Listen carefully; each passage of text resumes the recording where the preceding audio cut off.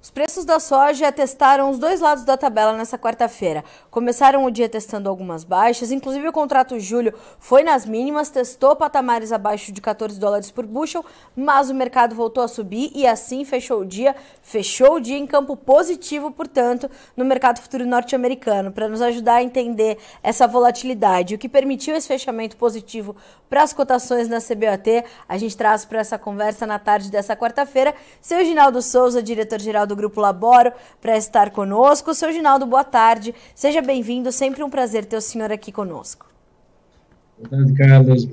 Carla, boa tarde, amigos do Notícias Agrícolas, prezados ouvintes. É um prazer estar com vocês.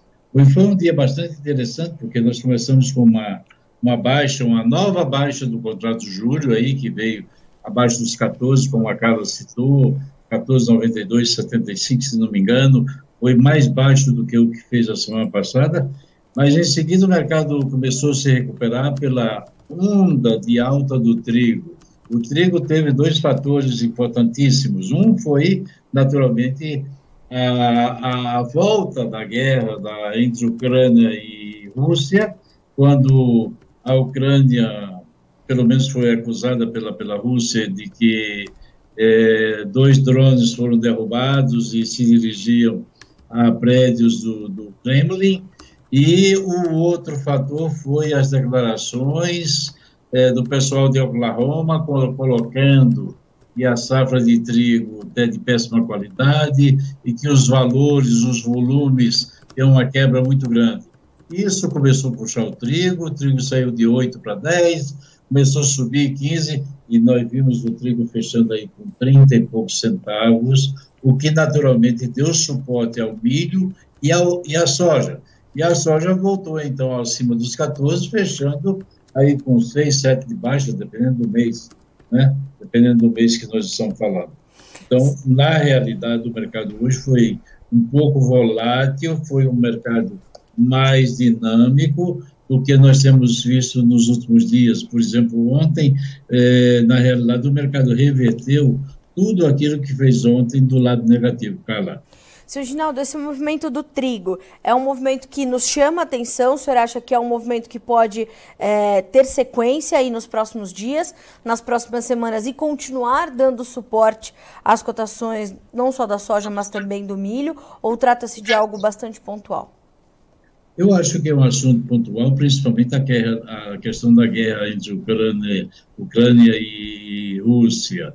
Eles estavam aí há 2 meses parados, de repente resolveram se movimentar, um acusando o outro, um atingindo o outro, e essas declarações também de vindas de Oklahoma são coisas normais. Todo mundo está sabendo que a safra de trigo americana é uma safra ruim, qualidade péssima, e também vamos dizer, a quantidade, os valores em si, em termos de estimativas de safra, a safra é bem menor. Então, eu acho que isso também foi uma ajuda pontual que veio. Eu não vejo, Carla, para ter seguimento disso aí, é preciso que novos fatores voltem a acontecer.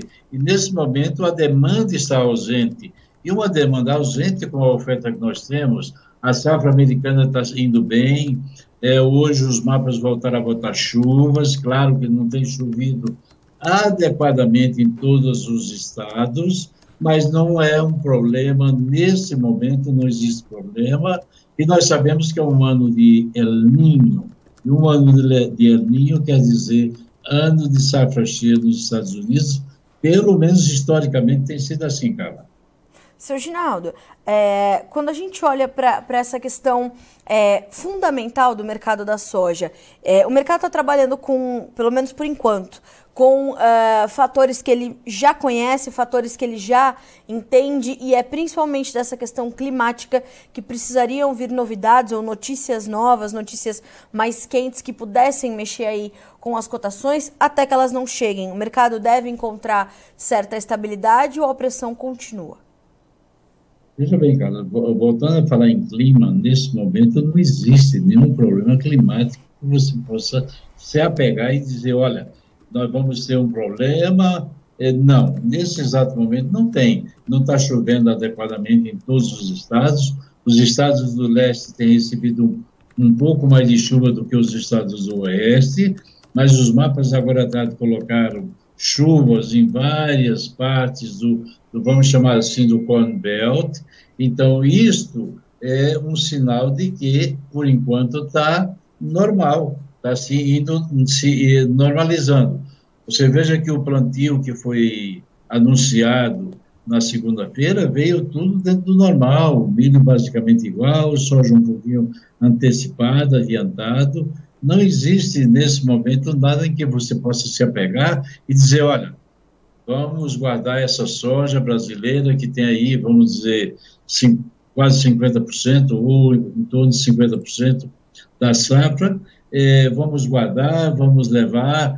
Eu chamo sempre a atenção, venho falando sobre isso, olha o screen, olha a tela, veja a soja como está, a soja julho, maio esquece, porque maio já entrou em delivery, então não existe maio. Mas vamos pensar em julho, olhe o julho quanto está e olhe os contratos de setembro, novembro, como estão. Isso quer dizer que amanhã, mais cedo ou mais tarde, eu tenho falado muito sobre isso, os mercados vão se ajustar. Sim. Nesse momento, o nearby está mais caro do que o futuro, quando o contrário é o verdadeiro. O nearby mais baixo do que o futuro. E isso, naturalmente, vai se ajustar lá na frente com a safra americana. Então, se vier uma safra americana cheia, você tem que pensar em preços de soja abaixo de $12 lá na frente, e hoje já está a 12 e pouco. Seu Ginaldo, a gente está, claro, com os olhos todos voltados para a nova safra dos Estados Unidos e essas informações todas que o senhor detalhou. No paralelo, também no cenário fundamental, quais outros fatores nós temos que continuar acompanhando? Nós ainda temos um bom volume de soja brasileira para ser comercializado, nós temos uma demanda bastante contida e receosa nesse momento. Receosa não diria, mas bastante contida. São esses dois pontos que também ainda ajudam a manter essa pressão sobre os preços da soja bastante presente? Sim, oferta e demanda, né, Carla? Você veja que a oferta não mudou. Muita gente fala, a Argentina quebrou 25 milhões de toneladas. É fato, isso é indiscutível.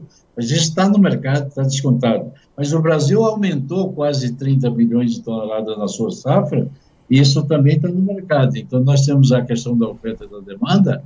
A oferta, nós sabemos, está aí. Os prêmios brasileiros, que caíram bastante, tiveram uma recuperação nos últimos dias, isso é um fato, mas simplesmente porque agora, o final da colheita brasileira, a pressão de colheita está vindo, está passando, e, naturalmente, os americanos têm pouca oferta no nearby, ou seja, soja disponível. Mas a China, vamos falar de demanda, não está vindo ao mercado. Você veja quantos dias aí que eles não vêm ao mercado buscando soja. Então, a oferta cresceu, mas a demanda não cresceu na mesma proporção. Então, os chineses estão de boca aberta esperando o que vai acontecer, que os preços caiam, eles não têm interesse que os preços subam, então nós temos que caminhar sabendo que esse caminho, essa reta que nós temos pela frente, se tudo correr bem lá nos Estados Unidos, nós vamos ter uma briga de oferta lá no final do ano, indiscutivelmente, porque o produtor brasileiro não está vendendo e o produtor americano vai vender a sua safra.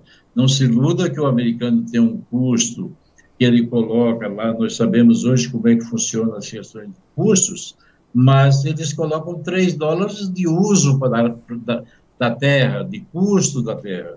E muita gente tem soja nos Estados Unidos, não tem esse custo, mas eles colocam.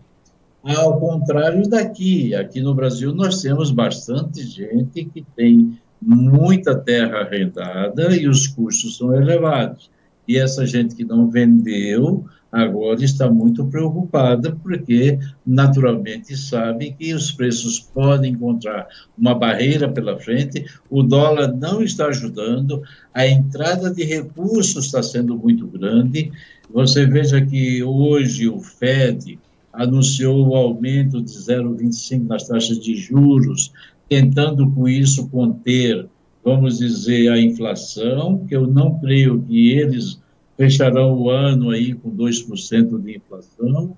Isso é balela, a gente tem estado lá e tem visto que os custos têm se elevado de uma maneira historicamente muito alta e, por isso, nós acreditamos que o produtor brasileiro segurando o soja, o americano começando a vender a safra nova, nós vamos encontrar aí uma concorrência muito grande e, naturalmente, não sei se é o melhor partido para o brasileiro carregar seus estoques. Agora, se ele opta por participar nesse momento, se ele enxerga esse momento como alguma oportunidade, seu Ginaldo, que tipo de negócios ele vai fazer? Ele tem um ambiente ainda, eu não diria atrativo, porque sabemos da baixa muito intensa das cotações, mas é um mercado ainda adequado para o produtor brasileiro participar? O produtor pode até dizer, Carla, e eu concordo até certo ponto com ele, que os custos dessa safra que ele colheu esse ano são custos elevados, os insumos foram, vamos dizer, demasiadamente caros, mas ainda esses preços que estão sendo cotados, 138 no porto, 139 dependendo do porto, dependendo da sua ação, ainda é um preço que, na minha visão, o produtor brasileiro nessa faixa de 140 a saca deveria aproveitar, evidentemente. Mas isso depende muito, é aquela história, ele começa a fazer conta, diz assim, eu perdi o mercado. É fato, perdeu o mercado, porque nós sabemos que hoje tem mais ou menos a metade da safra está aí para ser vendida, e o produtor brasileiro dificilmente, em anos anteriores, chegou numa época dessa com 50% para vender, sempre nós tínhamos acima de 70% nessa época, já vendida, já comercializada, ou seja, a preços bem melhores. Então, o produtor brasileiro tem que abrir os olhos, porque se a safra americana começar a correr tudo bem, essa alta de hoje pode ser uma alta pontual, por questões do trigo. Sim. Não existe hoje, fundamentalmente, uma razão para que você possa dizer o mercado subiu e o mercado tem um potencial de alta, por isso, fundamentalmente falando. Não tem. Sim. A oferta continua, a demanda está baixa e o clima não oferece ainda segurança ideal ou adequada para que você possa dizer o clima vai dar suporte aos preços. Não existe isso no momento.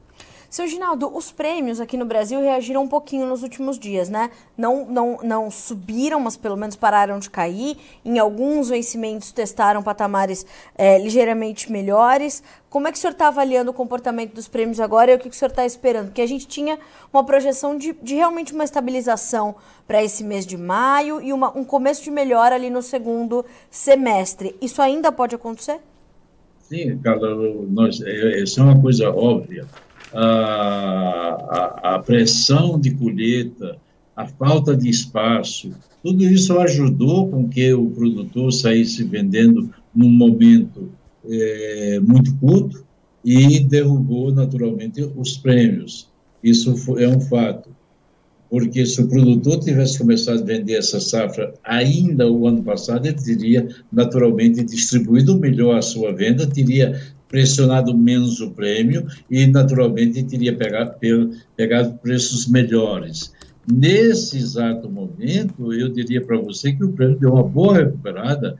O prêmio chegou aí a trabalhar 180, 200 no maio, e no junho chegou a trabalhar 150, e hoje, quando você olha aí os prêmios nesse exato momento, a ideia de prêmio hoje, por exemplo, que se trabalhou, foram de prêmios na faixa de junho aí, próximo a 105, ele estava 155, 160, então ele teve uma recuperada aí 50, 55, 60 centavos aí nos últimos dias. Então, isso é bom e eu acredito que os prêmios vão melhorar ainda um pouco mais, porque a oferta não está aparecendo, a pressão de colheita desapareceu e evidentemente, os chineses estão comprando muito devagar porque ele também não tem interesse em puxar os prêmios para cima.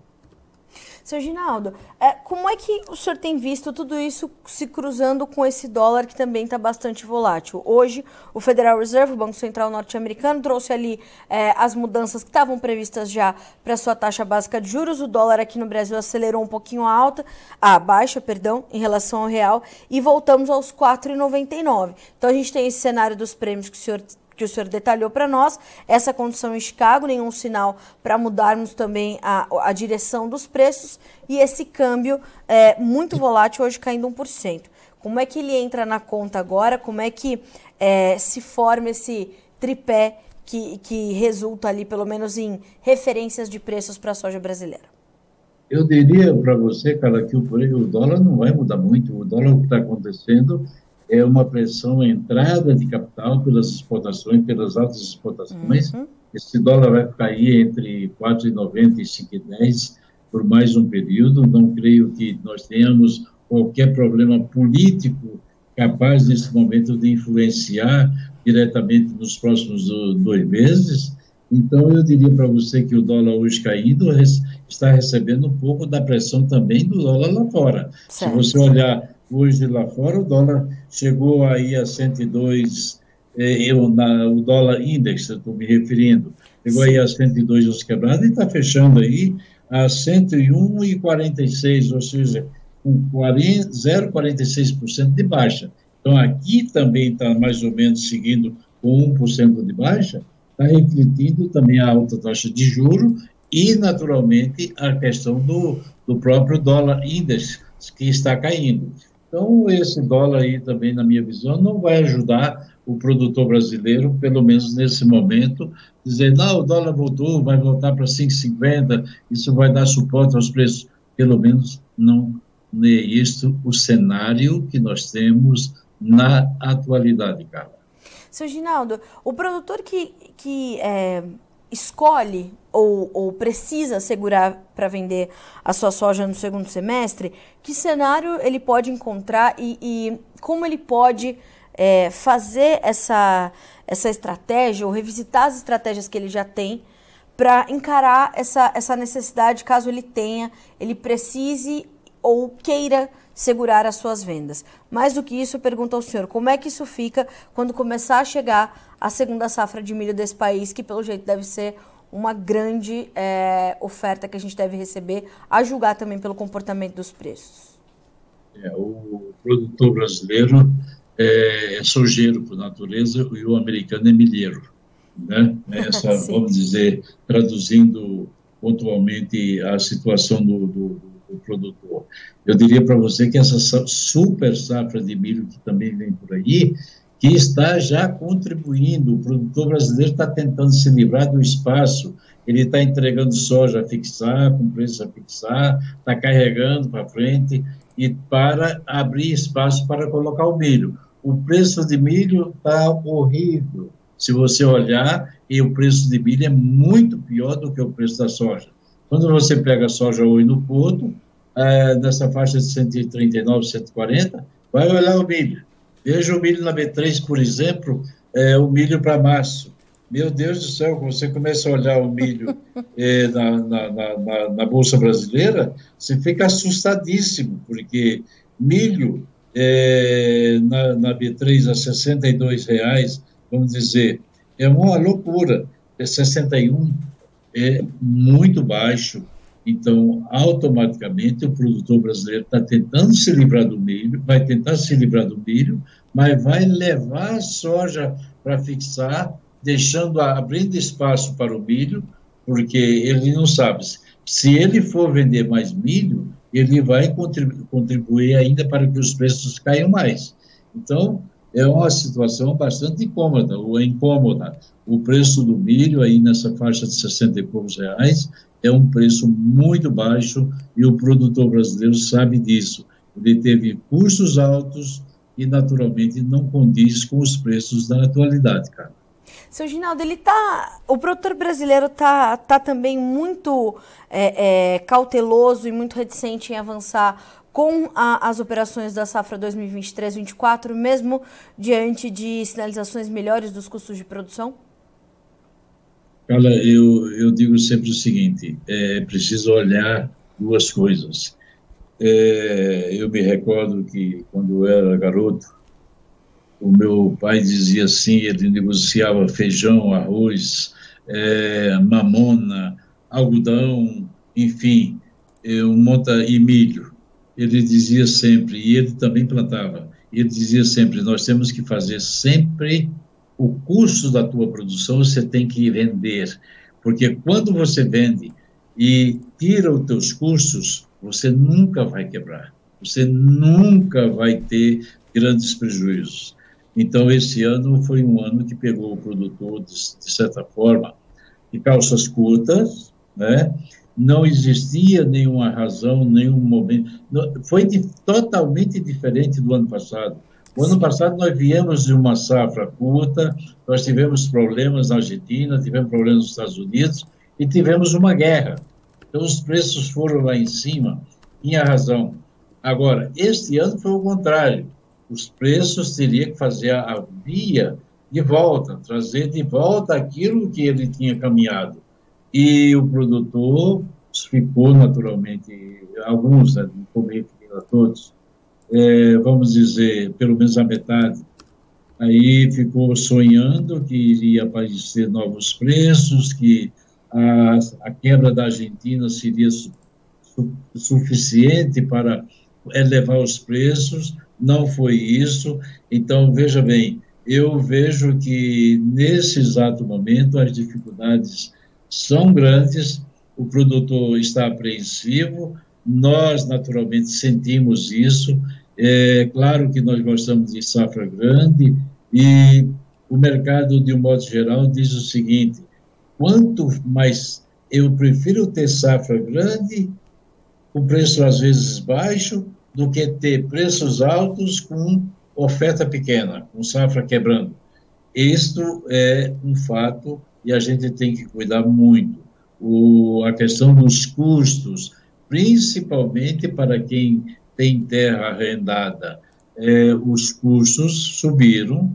Você sabe perfeitamente que a matéria-prima, os insumos, do modo geral, dessa safra foram altíssimos, e ao contrário daquilo que eu vejo para a próxima safra. Próxima safra você vai ter preços em CBOT mais barato, mas também vai ter insumos tranquilamente mais baratos do que os insumos que ele utilizou na safra desse ano. Então, a questão é saber exatamente o que fazer agora, com a safra de soja e com a safra de milho que está entrando. 50% da safra de milho está aí, de soja está aí, e o milho, naturalmente, vai ser utilizado para ajudar a pressionar, naturalmente, os preços, porque à medida que o produtor precisar de dinheiro, será que é vantagem pagar juros, carregar isso, carregar os custos, armazenagem, perdas, uma série de coisas, será que é vantagem carregar tudo isso pagando juros, ou vender os preços aí onde estão a 140, 130 e pouco lá no interior, 120, 110 lá não sei aonde, distante? Mas essa é uma realidade que ele tem que computar e tem que procurar acertar, cara, porque o erro já está aí, de uma certa forma. Eu tenho amigos produtores que estão com dificuldades, outros simplesmente não vão apostar, vão carregar a safra para vender em novembro, dezembro, tomaram essa decisão, vão carregar essa safra.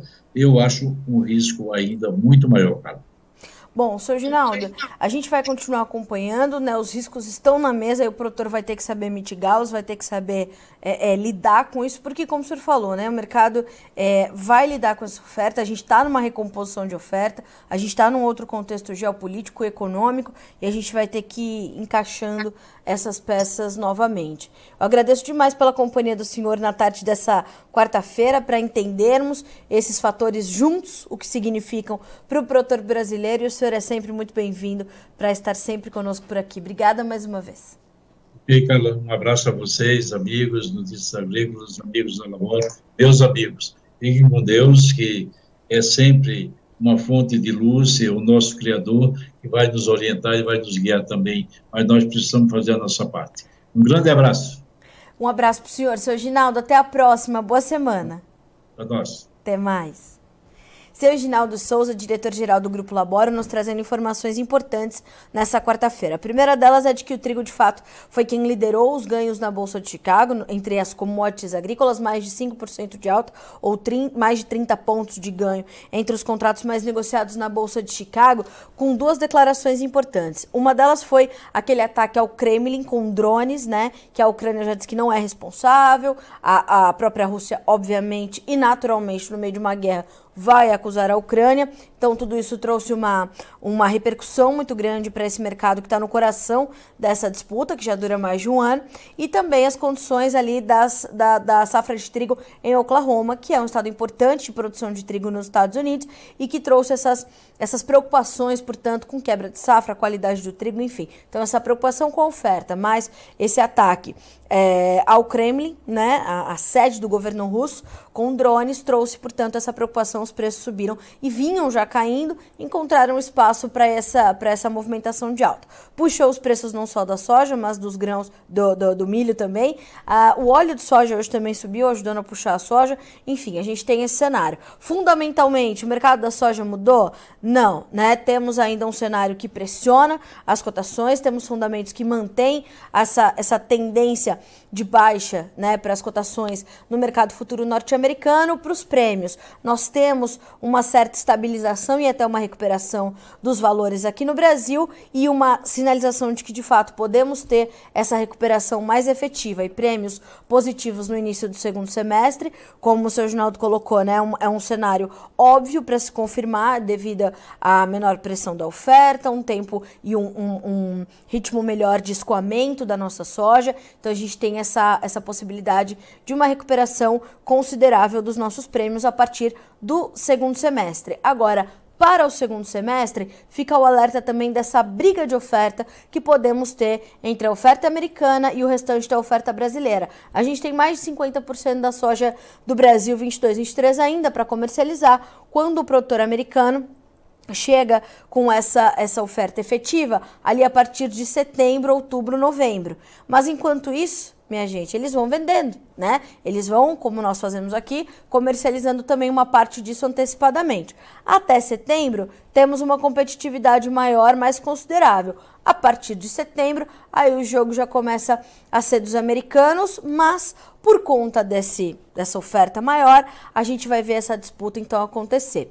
E para o dólar, para fechar esse tripé formador dos preços, nós temos ali essa possibilidade de pouca mudança nos próximos 2-3 meses, na avaliação do seu Ginaldo Souza, de que as cotações poderiam variar entre 4,90 e 5,10 neste próximo, né, nesse período, porque não temos ali um quadro político e econômico que possa trazer novidades muito agressivas para promover mudanças também muito fortes na variação do dólar frente ao real. Principalmente porque a gente está com a nossa regra fiscal em discussão no Congresso Nacional, que está efervescente. Então a gente tem outras pautas ali também muito importantes correndo ao mesmo tempo, como, por exemplo, a CPMI dos atos de 8 de janeiro, a CPI do MST e agora todos os acontecimentos que foram registrados nessa quarta-feira com o ex-presidente Jair Bolsonaro, as informações ainda chegando muito pela metade, enfim. Então a gente vai tratar disso. Mais do que isso, lá fora o dólar também caiu, nós tivemos ali uma baixa do dólar index, ou seja, o dólar recuando, né, o seu indicador frente a uma cesta de outras moedas importantes, mundo afora. Então começou o dia ali perto de 102 e um pouquinho, foi fechar com um pouco mais de 101 mil pontos. Então a gente olha para isso e percebe que não se trata só de uma desvalorização do dólar frente ao real, mas o dólar caindo em relação a outras divisas também. Então temos essa condição e isso se intensifica também, como pontuou o seu Ginaldo, com uma entrada maior de capital, com o aumento das nossas exportações, enfim, o que vai ajudando a pressionar, portanto, o dólar frente à moeda brasileira.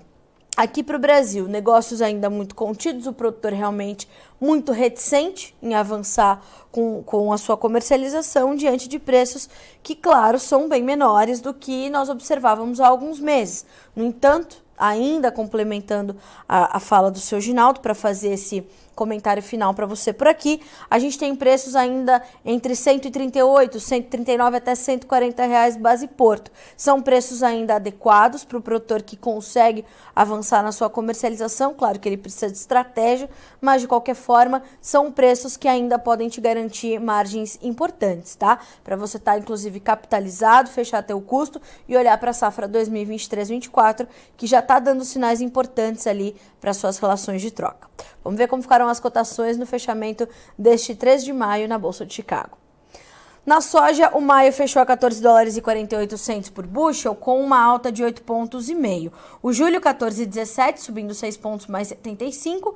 O agosto, 13 dólares e 61, com 3,5 pontos de alta. E o setembro, com 12 dólares e 92, caindo 4 pontos, subindo, 4 pontos mais 75. Vamos checar também os preços do milho agora. O milho fecha também no positivo, 6,45, 7 pontos mais 25 de alta.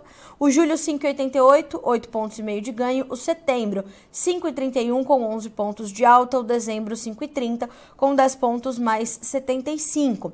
Nós temos, lembrando, o maio saindo da tela para soja, milho e trigo, já nos próximos dias, né, que vai chegar o vencimento do contrato.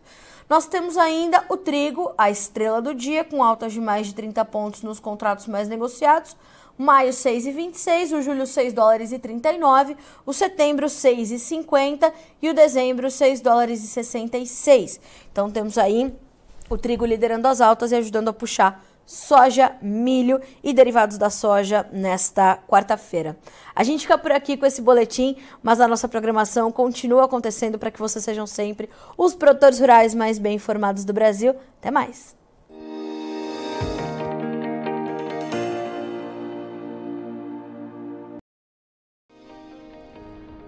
Se inscreva em nossas mídias sociais no Facebook Notícias Agrícolas, no Instagram @Notícias Agrícolas e no nosso Twitter @Notiagre. E para não perder nenhum vídeo, não se esqueça de nos acompanhar no YouTube e na Twitch, Notícias Agrícolas Oficial.